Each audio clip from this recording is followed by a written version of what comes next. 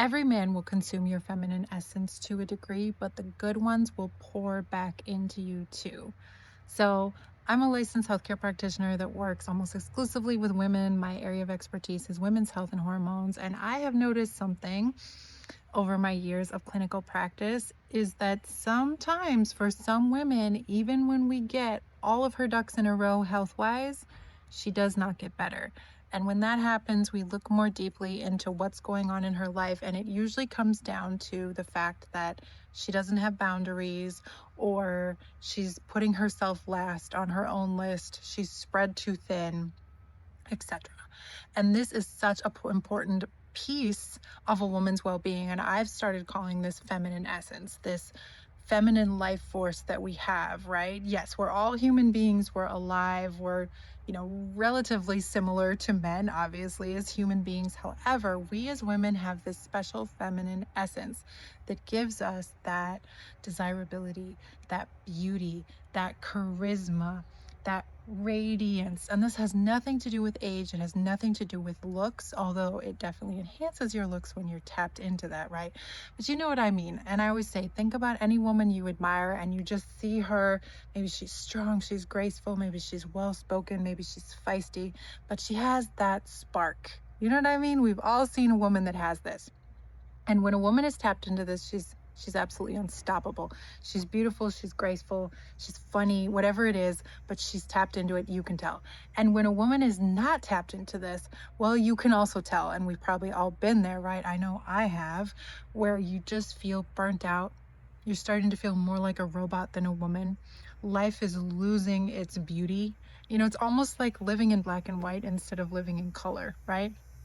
Maybe you have less of an appetite for life, maybe you have less of a libido, right? Where suddenly you find yourself just functioning and trying to get by, and like, where has that radiance gone? That's feminine essence. And as a woman, it is so crucial that we continue to cultivate feminine essence. Now, as per my topic today, I think obviously one of the main reasons that heterosexual men are attracted to us as women is that feminine spark and essence that we have. It's something that they find absolutely irresistible. And it's something, when you're tapped into yours, you can tell, because men treat you differently. They kind of just tend to flock, or they'll open more doors for you, or you'll get more compliments, or you know what I mean? You just kind of know when you're on, right? Because they love this. It's like a honeypot for them. And this is where you have to be careful, because men want to consume this. And obviously, I mean, of course, I'm talking about sexually, but I'm not just talking about sexually. I'm talking about how society sort of has this expectation that women are available for consumption, whether it's our time, our energy, our nurturing, our help that we can provide, our caregiving, or if it's literally our bodies, right? Or even just photos and videos and access to our bodies and ourselves, right? Society kind of programs us that we're here for men, and that we're supposed to be consumed. Like, that is our purpose, to serve ourselves up and offer ourselves. Now, I'm not saying all men, there's lots of good men out there, but I am saying that I do think, to a degree, all men consume your feminine essence, even the good men. But the caveat is, a good man will pour back into you, and he will create a safe space and structure for you to thrive as a feminine inside that safe space. And it's so important to differentiate that. Otherwise, you'll just get all used up. He'll drink you dry. And if he's not pouring back into you, and you're not working on cultivating your feminine essence, well, you can't pour from an empty cup. So I was thinking back about my relationships in the past, and then I'm going to talk about my relationship now with my soulmate, Damien, and how that's different. So in the past, previous relationships I've had, looking back, it just seems so painfully obvious to me now. Gosh, when we're young, we put up with some shit, don't we? And some of you are still putting up with some shit. So if you are, this is for you. But, I remember my first relationship, I was with this Italian guy, and he was very romantic, kind of stereotypical, but he was so jealous. He was so jealous, and he was possessive, and he didn't even really like me to have female friends, let alone male friends. And I remember that, when I first met him, I was very confident. I was kind of a world traveler. I had already lived abroad in other countries. I was very tapped into my feminine essence when he first met me. And I think this is what really drew him to me, because he was on me like a moth to a flame. And he was very persistent Italian man. Well, he was just like three or 4 years older than me. So wasn't that much older. I think I was 17 at the time. But anyway, he was so jealous that it got to the point that when we walked down the street, he would be like, "What are you looking at? Who are you looking at? Who are you looking at? Who are you looking at?" And me just innocently looking around at the world, you know? And so it got to the point where I learned to walk around looking at the ground, because I just figured, well, if I don't look at anyone, then he can't accuse me. So I'm just going to walk around looking at the ground. And so he just whittled away at my confidence. And I remember also, like, I lived in Brazil when I was a teenager, and that's a place where women are very in touch with their femininity. And I was in the full-on swing of that, you know, coming back from that. And we were living in Europe, and I noticed that I was sort of looked down upon as someone who they perceived as being from Latin America.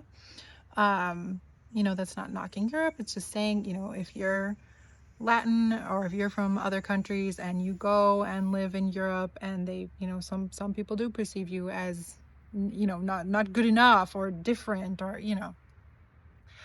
And so I remember being kind of criticized for having an accent, you know, like a Brazilian accent when I was speaking Spanish, not dressing European, dressing more like American or South American.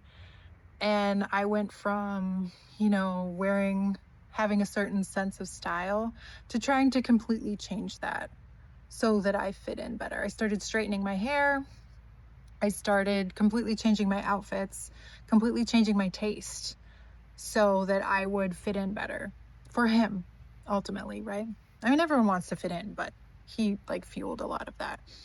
And he just kind of consumed that part of me, and I just let it happen. You know, I was too young to really notice that. And then when I think about my relationships after that, you know, I had another one where he was super macho and just so like machista. And he just had these expectations, like, okay, it's a small one, but it comes to mind, where, you know, he worked first shift, so he would get up early in the morning. And I, at the time, worked a job where I would get up much later. So he would get up early in the morning, you know, make his lunch, go to work. Well, he wanted me, who's not a morning person at all, never have been, never will be, to get up at like 4 something in the morning to cook him breakfast when I didn't have to be up for hours. And I remember that being a huge fight, where he was like, "Well, you're my wife. You should be getting up. You should be cooking for me in the morning, before I go to work." And I was like, "Yeah, I don't have to be up for hours, and you know how to cook. You do it yourself." And that was a huge fight. He couldn't believe that I wouldn't do that for him. But the whole relationship was full of like stuff like that, where it was just like expectations. As a woman, this is what you have to do, and I'm the man. So, and to not even mention the number of times that he was unfaithful, or he would check out other women. And this is one of the ugliest things that happened, is that I started seeing other women as threats, because he would constantly be looking around and compare me to every other woman out there. And it was basically like, "Oh, well, it's not my fault that I'm checking her out because she looks better than you. So you should be making more effort. If you were only making more effort and looking more beautiful, then I'd be looking at you. But you're not making enough effort, and you're not pretty enough today. So I'm looking at her because she made more effort than you. Are you kidding me?" Yeah. And I was young, so I put up with that for a while. Not too long. But it was always things like that. Or it was like, "Oh, I don't like what you're wearing. I don't like your hair. I don't like your..." It's just so many opinions.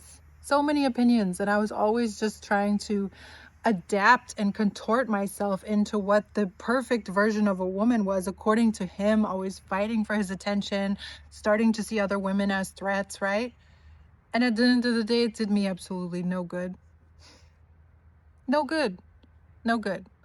And there's so many examples of that. If you think back to your relationships that did not work, you can probably see how they were attracted to you for one reason, But when they got with you, if they weren't a good man or they weren't acting as a good man, that's not to say every man is horrible. Sometimes they're just not good at relationships, right? They will consume you and they will expect certain things from you. And like I remember that one also, that ex, sometimes he'd just come up and grab me. And I'd be like, hey, what are you doing? You don't just grab me like that. And he's like, well, you're mine. Who else am I supposed to grab? And I'm like, yeah, well, okay, if we're having a moment, like, yes, but you don't have my consent to just come up and grab me however you want, whenever you want. And he's like, yes, I do. You belong to me. And I was like, no. So it's things like that. It's like my body wasn't mine. My choices were always constantly questions. It's like he knew better than I did about me. You can tell I feel very strongly about this now. But it's just like things that you can't believe that we put up with, right? And those are just a few examples of so many. But my point is that if you're not with the right man, he will whittle you down. A friend of mine said, and I absolutely love this quote, she said, anything a man does not have himself, he will take from you. Whether it's confidence, whether it's money, whatever it is, good health. If you get with a guy who's in poor health, your health is probably going to suffer. If you get with a man who is completely broke, you're going to suffer financially. If you know what I mean? There's just so many examples like that where if you get with a man who doesn't have any confidence, he will chisel away at your confidence until you don't have any either if you let him. Is this to say that men are evil and women are perfect? No, of course I'm not saying that. But I'm saying, like, ladies, your feminine essence, your femininity isn't something that you owe anyone.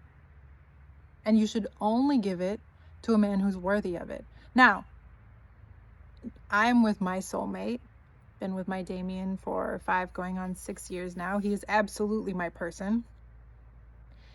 Is he still attracted to my feminine essence? Obviously, of course he is. He's a man. You know, does he still want to like consume my femininity in some ways?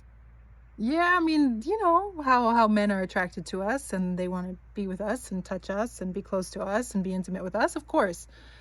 But he pours back into me.